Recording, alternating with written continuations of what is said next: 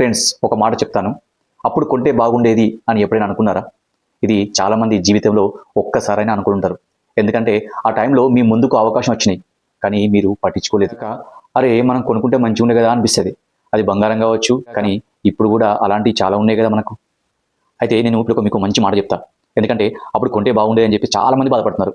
కానీ మనం బాధపడే కంటే ఇప్పుడే నిర్ణయం తీసుకోవాలి. ఇప్పుడే మనం దాన్ని యాక్షన్ రూపంలో తీసుకురావాలి. అంతే కదా? అయితే వెంటనే మీరు ఒక మాట అంటారు. అదేం తెలుసా? అయితే మోహన్ బాబు గారు, ఇప్పుడు కొనాలంటే మా దగ్గర పైసలు ఉండాలి కదా. అదే కదా మీ మాట? ఎస్, అదొక చిన్న సలహా. అందుకని చెప్పేసి నేను ఏం చేసిన తెలుసా?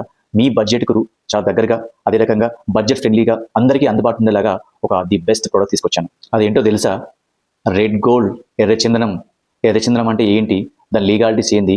ఎందుకు ఉపయోగించాలి? అసలు మనం ఎర్రచందనం గురించి ఎందుకు తెలుసుకోవాలి? ఇలా చాలా విషయాల గురించి మనం తెలుసుకోబోతున్నాము. ఒక్కటి మాత్రం గుర్తుపెట్టుకోండి ఫ్రెండ్స్, అవకాశం వచ్చినప్పుడు గుర్తించే వాళ్ళు కొంతమంది మాత్రమే ఉంటారు.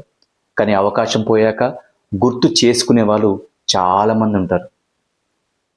మనం ఏ కేటగిరీ ఉండాలో మనమే డిసైడ్ చేసుకోవాలి. అవకాశాన్ని గుర్తిద్దామా?